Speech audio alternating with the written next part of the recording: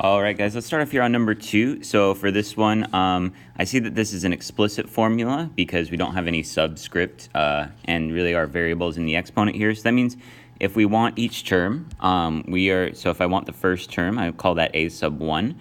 I'm just going to go ahead and plug in a 1 for n.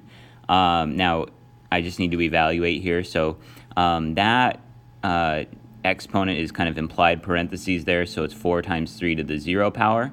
So that's really 4 times 1, and so that would be 4. So then a sub 2, same idea, just plug in 2 for your variable there. And so that'll be 4 times 3 to the first, and that's going to be just 4 times 3, which is 12. And then a sub 3 is going to be 4 times 3 to the power of 3 minus 1. So it's going to be 4 times 3 squared, so 4 times 9, which is 36.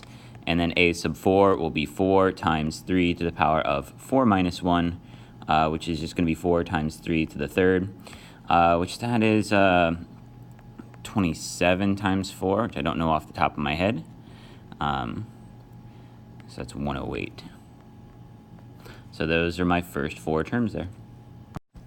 All right, next up here, number 4. So for this one, I see that this one is recursive. That little sub n minus 1 right there tells me that it's recursive. Also, the fact that they're telling me the first term is also another indicator. So what I'm going to do here, I already know a sub 1 is negative 39. So then I'm going to go a sub 2 equals, and I just take the previous term and plug it in there and then add 7. So that's what that a sub n minus 1 really means here, is previous term. So since they gave me that first term, I just have to plug that in to find the second term.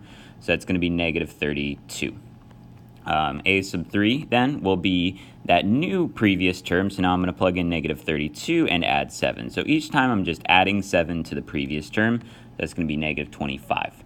And so a sub 4 is going to be negative 25 plus 7. And so that's going to be negative 18. And that's it. Now remember that these are the first 4 terms. I include the one that they told me about, and then these 4 right there. That first term, even though I didn't have to find it, still is the first term. All right, next up we got number 6 here, and this one's actually kind of a mix. So it actually has an explicit piece in that n right here, and then also it has the recursive piece right here.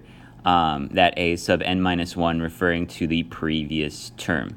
So I do have the first term here. So then for the second term, a sub 2, I have to plug in a 2 for the n part, for the explicit part.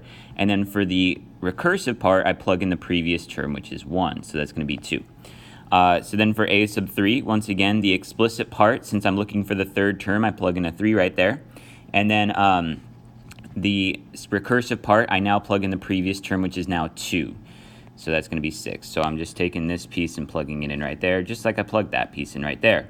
Whereas this piece really matches whatever subscript it is that we're doing at the moment. So then a sub 4, that first piece is going to be 4, just matching up with that explicit piece.